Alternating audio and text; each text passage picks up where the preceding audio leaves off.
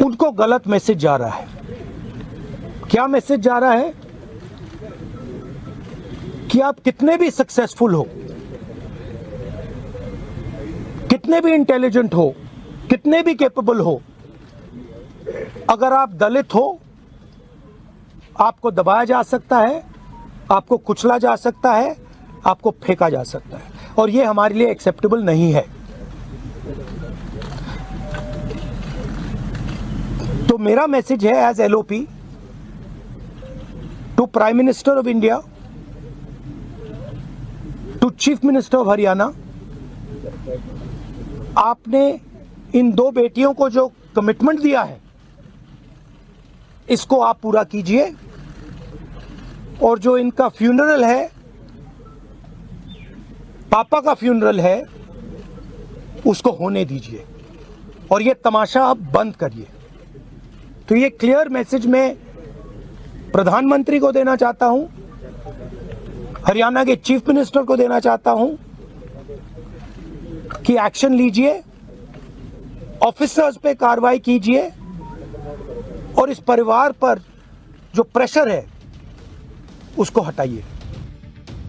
IPS अधिकारी Y पूरन कुमार की आत्महत्या के केस में दलितों के उत्पीड़न से उसे जोड़ा जा रहा है। इससे पहले भी राहुल गांधी ने कहा था कि जब एक आईपीएस अधिकारी को उसकी जाति के कारण अपमान और अत्याचार सहने पड़े तो सोचिए आम दलित नागरिक किन हालात में जी रहा होगा। रायबरेली में हरिओम वाल्मीकि की हत्या, सर्वोच्च न्यायालय के मुख्य न्यायाधीश का अपमान और अब पूरन जी की मृत्यु, ये घटनाएं बताती हैं कि वंचित वर्ग के खिलाफ अन्याय अपनी चरम सीमा पर है। बीजेपी आरएसएस की नफरत और मनुवादी सोच ने समाज को विष से भर दिया है। दलित, आदिवासी, पिछड़े और मुस्लिम आज न्याय की उम्मीद खोते जा रहे हैं। प्रियंका वाड्रा ने भी इस मुद्दे पर मोदी सरकार को घेरते हुए कहा कि यह पूरा प्रकरण इस बात का सबूत है कि भाजपा राज में ऊंचे पदों पर पहुंचकर भी दलित समाज के लोग सुरक्षित नहीं और ना ही उनके लिए न्याय है। यानी राहुल गांधी और प्रियंका वाड्रा ने यही माहौल बना दिया कि मोदी राज में तो दलितों पर अत्याचार हो रहा है, मोदी राज में दलित होना गुनाह हो गया। हरियाणा में वरिष्ठ आईपीएस अधिकारी की मौत का मामला क्या है, इसमें परिवार की क्या मांग है, हरियाणा सरकार क्या कह रही है, आपको सुनना चाहिए। दरअसल आईपीएस वाई पूरन कुमार ने 7 अक्टूबर को चंडीगढ़ के सेक्टर 11 स्थित आवास के साउंड प्रूफ बेसमेंट में खुद को गोली मार ली। मौत के एक दिन पहले उन्होंने 8 पेज का सुसाइड नोट छोड़ा। नोट में उन्होंने हरियाणा डीजीपी शत्रुजीत कपूर, रोहतक एसपी नरेंद्र बिजरनिया समेत 8 बड़े अधिकारियों पर जातिगत उत्पीड़न, मानसिक प्रताड़ना और करियर बर्बाद करने के गंभीर आरोप लगाए। इस मामले में अभी तक दिवंगत आईपीएस अधिकारी का पोस्टमार्टम नहीं हो पाया है। अंतिम संस्कार परिवार कर नहीं रहा है। परिवार की मांग है कि जब तक उनकी मांगे पूरी नहीं होंगी तब तक अंतिम संस्कार नहीं होगा। परिवार चाहता है कि इस मामले में जितने भी लोगों का नाम है एफआईआर में, उन सब की गिरफ्तारी हो। इसी बीच हरियाणा सरकार ने डीजीपी शत्रुजीत सिंह कपूर को छुट्टी पर भेज दिया है। रोहतक के एसपी नरेंद्र बिजरनिया का ट्रांसफर कर दिया गया है। इन दोनों अधिकारियों का नाम दिवंगत आईपीएस अधिकारी के सुसाइड नोट में है और परिवार इनकी गिरफ्तारी की मांग पर अड़ा हुआ है। इस मामले में चंडीगढ़ पुलिस ने 6 सदस्यीय एसआईटी की टीम भी बनाई।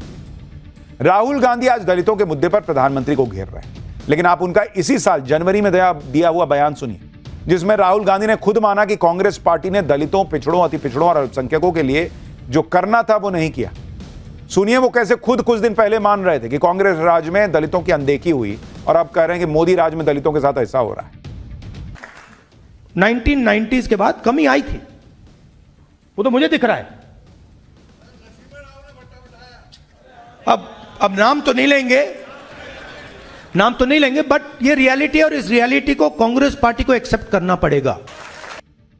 यानी खुद मान रहे हैं कि दलितों और पिछड़ों और अति पिछड़ों के लिए जो कांग्रेस को करना था 90 के दशक के बाद वो नहीं किया, और इसलिए दलितों ने नरेंद्र मोदी का साथ दिया। और आज खड़े होकर कह रहे हैं कि नरेंद्र मोदी सरकार में दलितों के साथ ऐसा हो रहा है, और अभी पूरी जांच भी नहीं हुई है। अब बताइए, उसे एसआई ने सुसाइड कर लिया, उसके आरोपों का क्या? राहुल गांधी ने हरियाणा से दलितों का मुद्दा उठाया, लेकिन उनकी नजर बिहार पर है।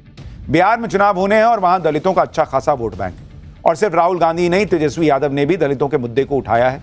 कल दिन भर लालू परिवार के भ्रष्टाचार की चर्चा होती रही। रात होते होते तेजस्वी यादव ने भी दलितों का मुद्दा उठा दिया। तेजस्वी यादव ने कहा कि दलितों के लिए इस देश में रहना और जीना मुश्किल हो गया है। देश के माननीय मुख्य न्यायाधीश जो दलित हैं, उनके चैम्बर में उन पर जूता फेंका जाता है। हरियाणा में एडीजीपी को जातीय अत्याचार से तंग आकर खुदकुशी करनी पड़ती है। 1 हफ्ते से उनकी लाश रखी है, लेकिन हरियाणा की अन्यायी बीजेपी सरकार न्याय नहीं कर पा रही।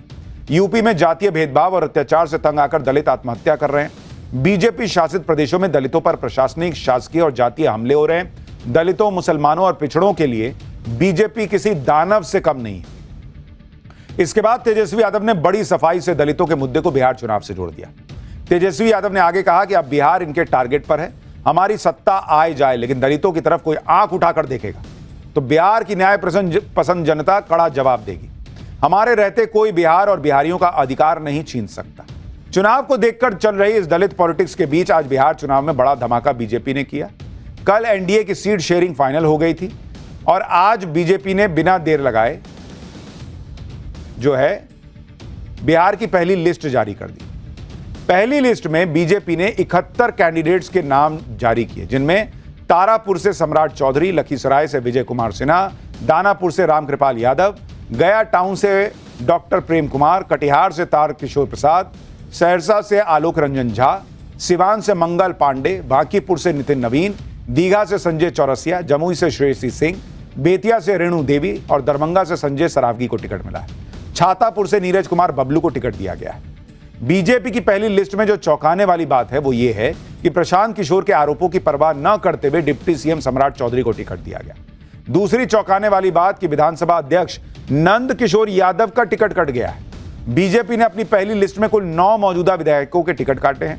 पूर्व सांसद रामकृपाल यादव को बीजेपी ने दानापुर से टिकट दिया है। बिहार बीजेपी के कई बड़े नेताओं को फिर से बीजेपी ने रिपीट किया है। पूर्व डिप्टी सीएम रेणु देवी और तारकिशोर प्रसाद को भी टिकट मिला है। बीजेपी ये लिस्ट तब लेकर आई है जब आज सुबह से खबरें उड़ने लगी कि नीतीश कुमार सीट फॉर्मूले से नाराज है। ऐसा कहा गया कि नीतीश कुमार ने पार्टी के कार्यकारी अध्यक्ष संजय झा और केंद्रीय मंत्री ललन सिंह को कहा कि बीजेपी से सीट बंटवारे पर दोबारा बातचीत करो। नीतीश कुमार ने 9 सीटों पर नाराजगी जताई। जो 9 सीट पहले जेडीयू के पास थी और जेडीयू इन 9 सीटों को अपने पास ही रखना चाहती है। कहा गया कि नीतीश के नाराज होने से एनडीए में हड़कंप मचा और देर रात नीतीश कुमार के करीबी संजय झा के घर पर जेडीयू और बीजेपी की मीटिंग हुई। इसके बाद कहा गया कि नीतीश कुमार बीजेपी के नेताओं से मिले। हालांकि नीतीश कुमार की नाराजगी की खबर जैसे ही आई, बीजेपी और जेडीयू दोनों के नेता सामने आ गए और कह दिया कि एनडीए में सब कुछ ठीक है।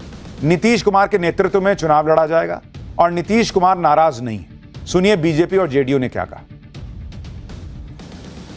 नीतीश जी के नेतृत्व में, आदरणीय प्रधानमंत्री जी के नेतृत्व में पूरा एनडीए एकजुट है और लगातार बैठक का दौर चल रहा है। अंतिम दौर में है। बैठकों के माध्यम से सीटों पर संख्या हम लोगों ने क्लियर कर दिया है।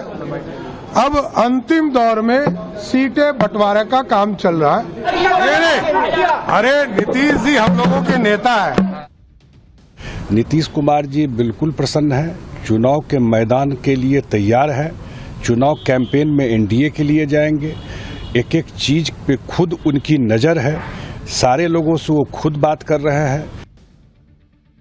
नीतीश के नाराज होने की खबरों ने हर तरफ हड़कंप मचा दिया, लेकिन एनडीए की ताकत देखिए कि जैसे ही ये खबर आई, एनडीए के सारे नेता खुलकर आ गए। कहने लगे कि हम साथ साथ। एचएएम के नेता जीतन राम मांझी नारा लगाने लगे, जय मोदी तय नीतीश।